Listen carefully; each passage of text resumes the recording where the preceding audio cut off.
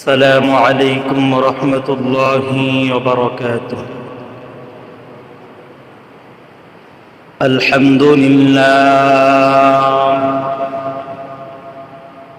الحمد لله نحمده ونستعينه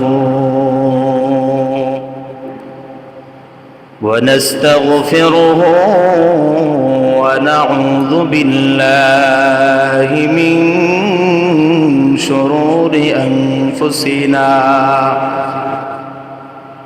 ومن سيئات أعمالنا من يهد الله فلا مضل له ومن يضلله فلا هادي له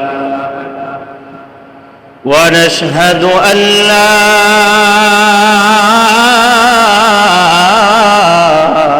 إله إلا الله وحده لا شريك له ونشهد أن سيدنا وسندنا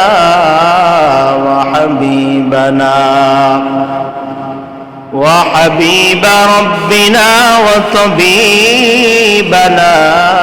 وطبيب قلوبنا ومولانا محمدا عبده ورسوله الذي أرسله الله تعالى بالحق بشيرا ونذيرا وداعيا إلى الله بإذنه وسراجا وقمرا منيرا. أما بعد فأعوذ بالله من الشيطان الرجيم. بسم الله الرحمن الرحيم. وقرن في بيوتكن ولا تبرجن تبرج الجاهلية الأولى وأقمنا الصلاة وآتينا الزكاة وأطعنا الله ورسوله إن الله خبير بما يصنعون.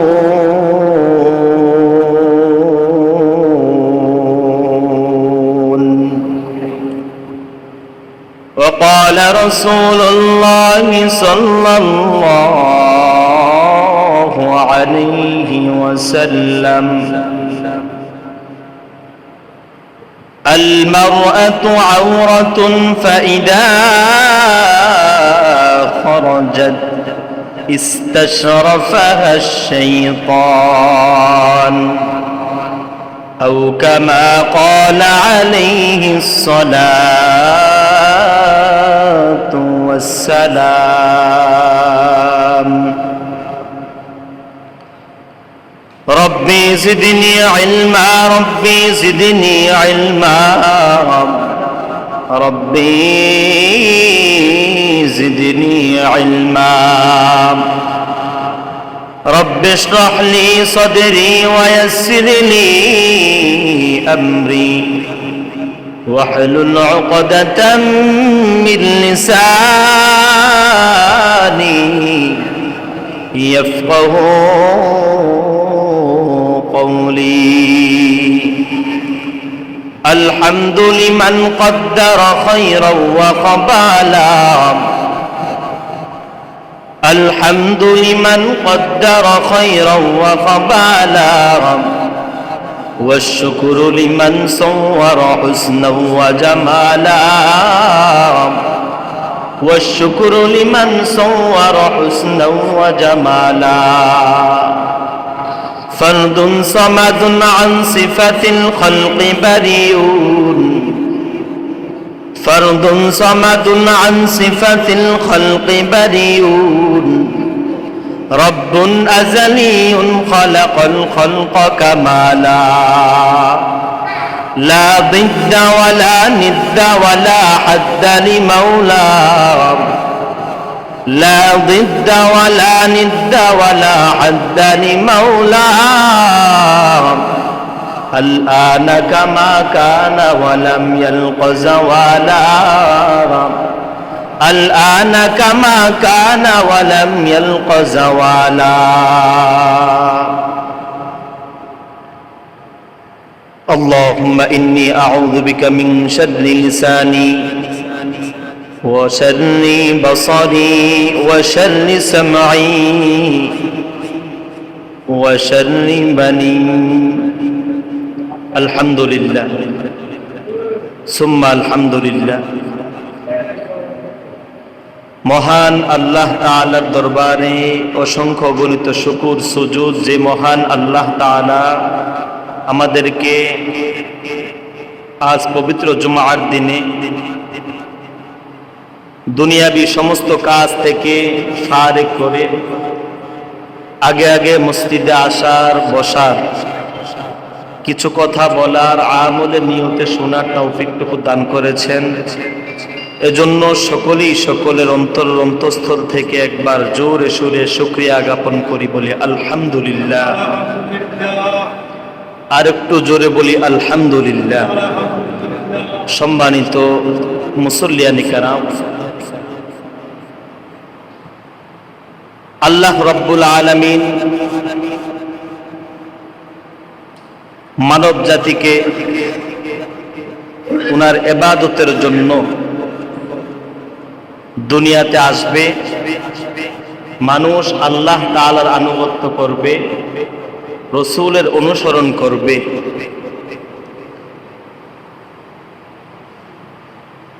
দুনিয়ায় কিভাবে চলবে না চলবে সবকিছুই আল্লাহ রাব্বুল আলামিন বাতিয়ে দিয়েছেন। এই কুরআনুল মাজিদের মধ্যে সবকিছু আল্লাহ পাক উল্লেখ করে দিয়েছেন। আজকের জুমার মধ্যে গুরুত্বপূর্ণ একটি বিষয় নিয়ে আলোচনা করব,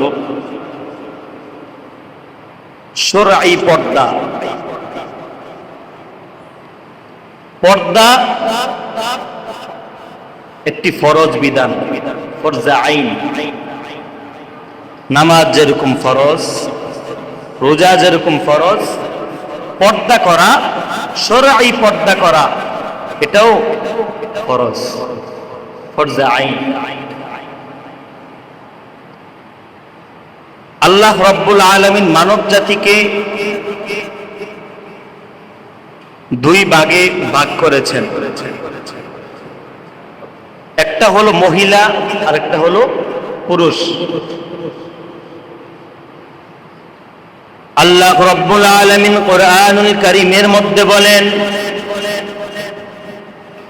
ইয়া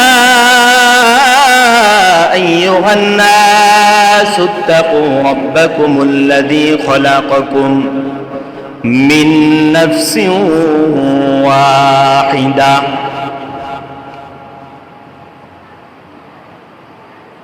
খলাকাকুম মিন নাফসিন ওয়াহিদা, যিনি তোমাদেরকে একটি নফস থেকে সৃষ্টি করেছেন। একটি নফস অর্থাৎ হযরত আদম আলাইহিস সালাতু ওয়াস সালাম থেকে তোমাদেরকে সৃষ্টি করেছেন। ইয়া আইয়ুহান নাস ইত্তাকু রাব্বাকুম, তোমরা তোমাদের প্রভুকে ভয় করো যিনি তোমাদেরকে একটি নফস থেকে সৃষ্টি করেছেন। খলাকাকুম মিন নাফসিন ওয়াহিদা ওয়া খলাকা মিনহা যাওজাহা। হযরত আদম আলাইহিস সালাতু ওয়াস সালাম থেকে উনার স্ত্রী মা হাওয়া আলাইহাস সালাতু ওয়াস সালামকে সৃষ্টি করেছেন। সুম্মা বাসসা মিনহুমা রিজালান কাসীরান ওয়া নিসাআ।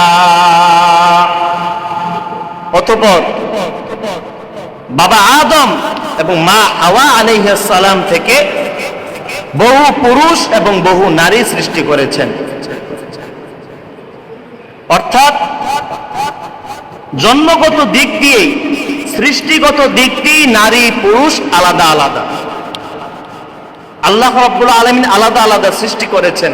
পুরুষ পুরুষেই, নারী নারী, পুরুষকে নারী বলা হবে না, নারীকেও কখনো পুরুষ বলা হবে না। উভয়জনকে আল্লাহ রাব্বুল আলামিন উভয় জাতিকে পৃথক পৃথক সৃষ্টি করেছেন।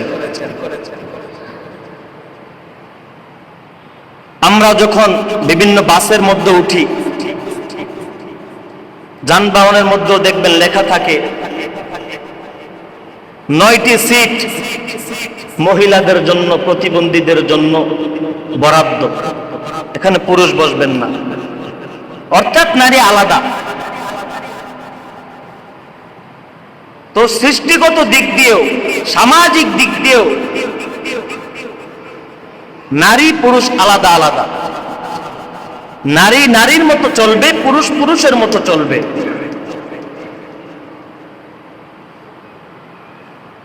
তো এই নারী পুরুষের আলাদা আলাদা বিধান, পর্দার বিধান আল্লাহ তাআলা আমাদেরকে দিয়েছেন। আর আল্লাহর রাসূল যে সিদ্ধান্ত নেন, সেই সিদ্ধান্তের মধ্যে কারো এখতিয়ার চলবে না, কারো নিজ ইচ্ছায় সেটার মধ্যে নিজ ইচ্ছা কার্যক্রম চলবে না। আল্লাহ রাব্বুল আলামিন সূরাতুল আহজাবের মধ্যে ইরশাদ করেন, ওয়ামা কানা লিমুমিনিন ওয়ালা মুমিনাতিন ইযা কাদাল্লাহু ওয়া রাসূলুহু আমরান আন ইয়াকুনা লাহুমুল খিয়ারাতু মিন আমরিহিম। আল্লাহর রাসূল যে সিদ্ধান্ত গ্রহণ করেন, যে আদেশ দেন, সেই আদেশের মধ্যে কোন মুমিন, কোন মুমিনা, কোন পুরুষ মহিলার নিজ ইচ্ছা সেখানে চলবে না। আল্লাহর রাসূল যে সিদ্ধান্ত দিয়েছেন, যে আদেশ দিয়েছেন, সেই আদেশই আমাদেরকে মানতে হবে। যদি না মানি, অবাধ্যতা করি, তাহলে কি হবে? আল্লাহ রাব্বুল আলামিন পরবর্তী অংশের মধ্যে বলেন, وَمَن يَعْصِ اللَّهَ وَرَسُولَهُ فَقَدْ ضَلَّ ضَلَالًا مُبِينًا। আল্লাহর রাসূল যখন আদেশ দিয়েছেন, যে সিদ্ধান্ত তিনি দিয়েছেন, সেই সিদ্ধান্তের বাইরে যদি কেউ চলে, অবাধ্যতা করে, তাইলে আল্লাহ রাব্বুল আলামিন বলেন সে স্পষ্ট গুমরাহিতে লিপ্ত হবে, পথভ্রষ্টতা মধ্যে লিপ্ত হবে, পথভ্রষ্ট হয়ে যাবে। তো সিদ্ধান্ত আল্লাহ রাব্বুল আলামিন দিয়েছেন, পুরুষ পুরুষের মতো চলবে, নারী নারীর মতো চলবে।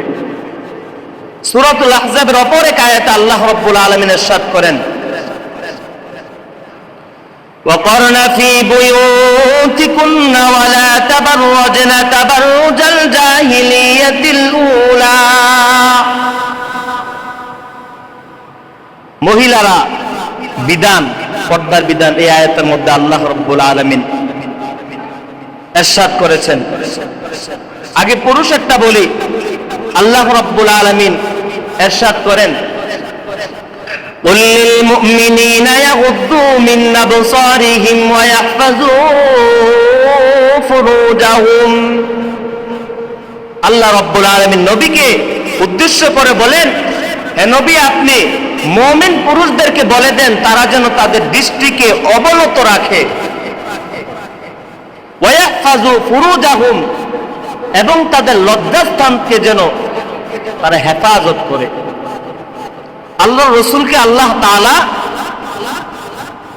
বলে দিয়েছেন আপনি মুমিন পুরুষদেরকে বলে দেন তারা যেন তাদের দৃষ্টিকে অবনত রাখে।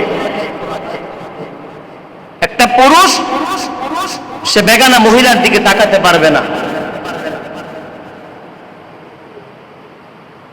যে মহিলা ওই পুরুষের জন্য বিবাহ করা জায়েজ, সেই মহিলার দিকে বিবাহ ব্যতীত সেই পুরুষ তাকাতে পারবে না। এটা হলো শরীআই আইন, ফরজ আইন।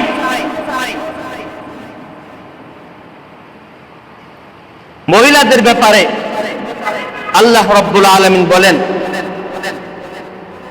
وَقَرْنَ فِي بُيُوتِكُنَّ وَلَا تَبَرُّجْنَ تَبَرُّجَ الْجَاهِلِيَّةِ الْأُولَى। আল্লাহ রাব্বুল আলামিন বলেন, নবীর স্ত্রীগণের মাধ্যমে গোটা দুনিয়ার মহিলাদেরকে আল্লাহ তাআলা বলতেছেন, ওয়াকরনা ফি বুয়ুতিকুন, তারা ঘরে অবস্থান করবে।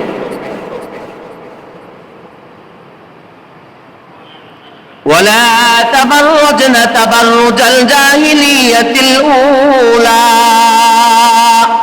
বের হতে নিষেধ করেন নাই, প্রয়োজনে মহিলা বের হবে, কিন্তু ওয়ালা তাবাররুজনা, তারা বের হবে না, সাজগোজ করবে না, তাবাররুজাল জাহিলিয়াতিল উলা, প্রাচীন জাহিলি যুগের মতো, ওই যুগে যেরকম ভাবে মহিলারা চলাফেরা করত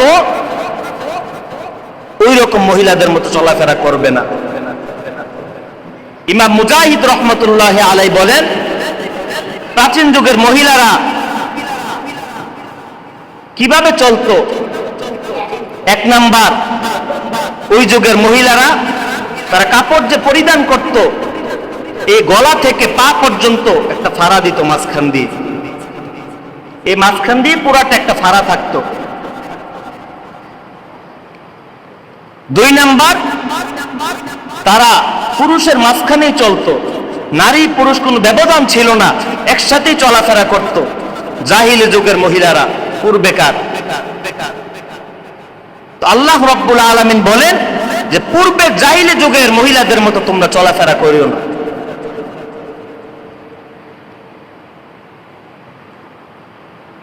নারী পুরুষ সবসময় আলাদা আলাদা চলাফেরা করবে।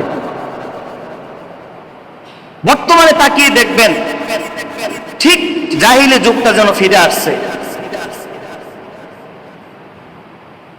আমরা এক সময় দেখছিলাম ছোট থাকতে, একটা মহিলা যখন একটা পুরুষকে দেখত, নিজেকে যতটুকু গাছের আড়ালে নেওয়া যায় ততটুকু গুপ্তি মেরে বসে থাকতো, চুপটি মেরে, যেন পুরুষ তাকে কোনোভাবেই না দেখতে পারে। আর বর্তমান এই ফিতনার জমানার মধ্যে মহিলাদেরকে দেখা যায় তারা পুরুষ দেখলে নিজের ওড়না কাপড় চোপড় আরো শরীর থেকে দূরে সরিয়ে দেয়, যেন পুরুষ তার প্রতি আকর্ষণীয় হয়।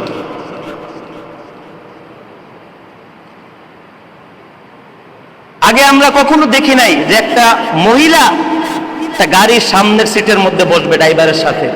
তো বর্তমানে এটা সাধারণ হয়ে গিয়েছে, একটা মহিলা সে ড্রাইভারের সাথে সামনের সিটে বসে, সে দ্বিধাবোধই তার হয় না, দ্বিধাবোধ ছাড়াই সে সামনের সিটে পুরুষের সাথে বসতেছে। আল্লাহ রাব্বুল আলামিন বলেন, হে মহিলারা, তোমরা জাহিলি যুগের মতো তারা যেভাবে চলতো তোমরা সেভাবে চইল না।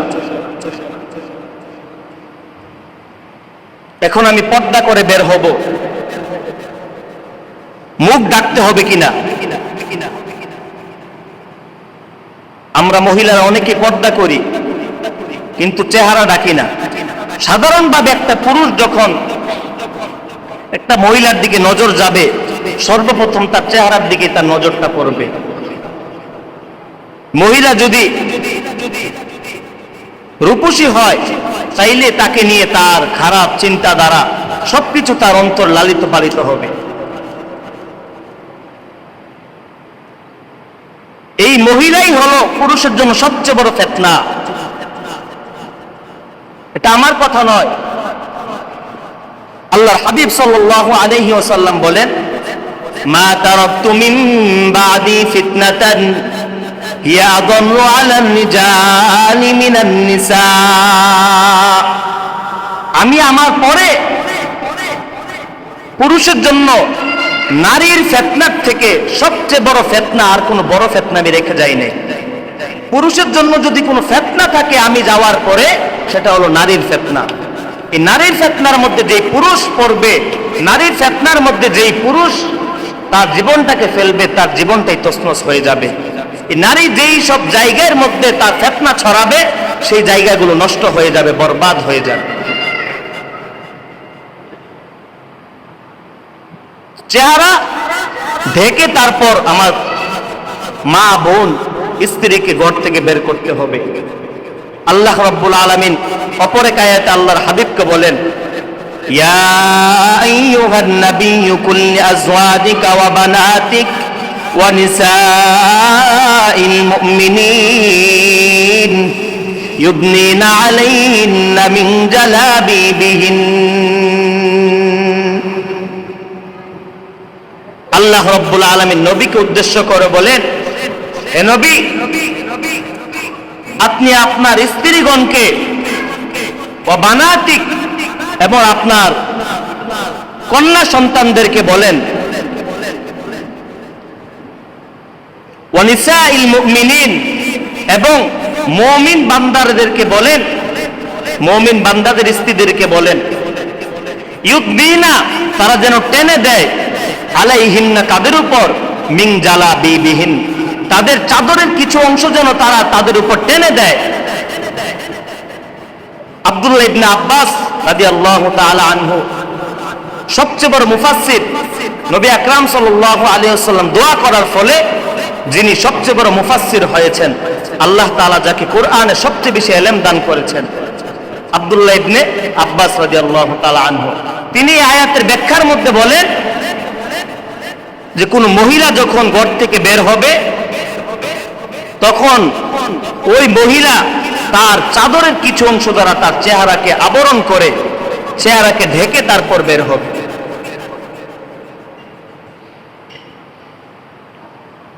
এর দ্বারা কি হবে? যালিকা আদনা আইয়ুরিফনা ফালা ইউযাইন, যার কারণে বোঝা যাবে সে একজন নারী। আল্লাহ তাআলার কথাটাকে আপনি খেয়াল করেন, প্রত্যেকটা ভাই খেয়াল করেন। একটা মা যখন পর্দা করে বের হবেন, তার চেহারাকে ঢেকে বের হবেন, আল্লাহ তাআলা বলেন তখন তার উপকারিতা কি বোঝা যাবে, সে একজন নারী। আর বুঝলে কি হবে? ফালা ইউযাইন, তাকে ইফতিজিং করা হবে না, তাকে উত্তপ্ত করা হবে না, বাজে ছেলেরা তাকে উত্তপ্ত করবে না। আজকে বর্তমানে আপনি যদি নেটের জগতে ঘোরাফেরা করেন, প্রত্যেক দিন ধর্ষণের খবর, একটা ছোট্ট থেকে ছোট্ট বাচ্চা পর্যন্ত, মেয়ে বাচ্চা পর্যন্ত ধর্ষণের হাত থেকে খালি নয়। আজকে আমি আপনি মনে করি যে আমার ছোট্ট একটা বাচ্চা, সেটাকে আপনি যত সাজগুজ করে রাস্তাঘাটে ছেড়ে দিবেন মানুষ আদর করবে না। এই ছোট্ট একটা বাচ্চার প্রতিও মানুষরূপী কুকুরদের বদনজর আছে, সেও দর্শনের হাত থেকে খালি নয়।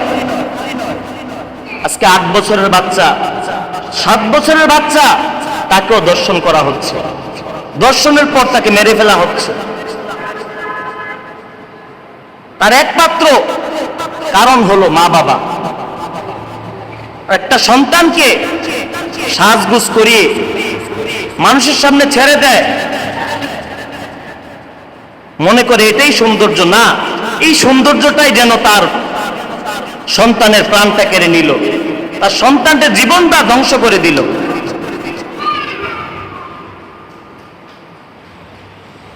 এজন্য আপনার স্ত্রীকে আপনি হেফাজত করতে হবে। আপনি দেখেন আপনার স্ত্রী যখন ঘরের মধ্যে থাকে আপনার সামনে কাজ টাজ করে যতটুকু ময়লা থাকা যায় ওরকম ভাবে থাকে, কিন্তু যখন বাহিরে বের হয় আপনি সাথে গেলে আপনার স্ত্রী যতটুকু সাজগোজ করে বের হয়, এর দ্বারা অন্য পুরুষ আপনার স্ত্রীর রূপ দেখে রূপচর্চা করে। আপনি স্বামী, আপনি বিবাহ করেছেন আপনার স্ত্রীকে আপনি দেখার জন্য, আপনি কেমন বোকা পুরুষ, কাপুরুষ, আপনার ওয়াইফকে স্ত্রীকে আরেক পুরুষ দেখতেছে, তা আপনার কাপুরুষতার লক্ষণ। আজকে পরকীয়ায় সব অধিকাংশ মহিলারা আসক্ত, একমাত্র এটাই কারণ পুরুষ তার স্ত্রীকে সঠিকভাবে রাখতে পারে না। আপনি আমি যদি আমার স্ত্রীকে আরেক পুরুষ সামনে দিয়ে দেই তো ওই পুরুষ তো দেখবেই। আপনি স্বামী হয়ে যদি আপনার স্ত্রীকে আরেক পুরুষকে দেখাইতে পারেন তাহলে আপনার স্ত্রী পরকীয়া করবে না কেন? অটোমেটিক আপনি তো লাইনটা তার জন্য সোজা করে দিলেন, সহজ করে দিলেন। বন্ধু আসছে ঘরের মধ্যে, খাবার দাবার শেষ দিয়ে আপনি বলেন আপনার বন্ধুকে, আসো তোমার ভাবির সাথে দেখা করে যাও, সালাম দিয়ে যাও, আপনি তো পরিচয়টা করিয়ে দিলেন। হক বন্ধু, শরঈ বিধানের কাছে কোনো বন্ধু নাই, কোনো সম্পর্ক নাই শরঈ বিধানের কাছে। বন্ধু হয়েছেন আপনার বন্ধু, আপনার স্ত্রীর তো বন্ধু না।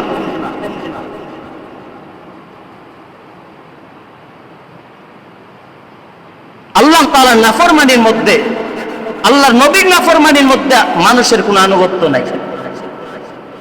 আমার শরঈ বিধান ঠিক থাকবে, এর দ্বারা যদি অপর পুরুষ আমার বন্ধু রাগ হয়, হোক রাগান্বিত হোক, তবু আমার শরঈ বিধান লড়বে না। আজকে আপনি আমি ছেড়ে দিচ্ছি আমার স্ত্রীকে বাজারের মধ্যে, ঈদের সময় মার্কেটে ছেড়ে দিয়েছি, আপনার স্ত্রীর রূপকে হাজার হাজার পুরুষরা দেখতেছে, এর ভাগীদার কি আপনি হবেন না? আল্লাহ রাব্বুল আলামিন বলেন, ইয়া আইয়ুহাল্লাযীনা আমানু কু আনফুসাকুম ওয়া আহলিকুম নারা। কু আনফুসাকুম, তুমি নিজেকে বাঁচাও, ওয়া আহলিকুম, এবং তোমার পরিবার পরিজনকে জাহান্নাম থেকে বাঁচাও। আপনি আমি নামাজ পড়বেন, তাহাজ্জুদ মিট যাবে না আপনার, আপনার স্ত্রী বেপরদায় চলাফেরা করবে, আপনি জান্নাতে চলে যাবেন, পসিবল না, সম্ভব না। এজন্য আমার স্ত্রীকে আমারই ঠিক রাখতে হবে। আমি থাকতে আমার স্ত্রী কেন বাজারে যাবে? হোক আমার 8 বছরের কন্যা সন্তান, সে পর্দা ছাড়া কেন বের হবে?